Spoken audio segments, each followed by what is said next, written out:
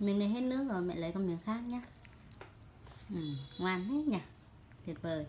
Hamburger của mẹ có ngoan không? Con ơi.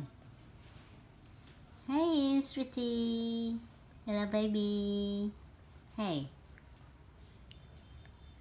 Kitty pie. I love you baby.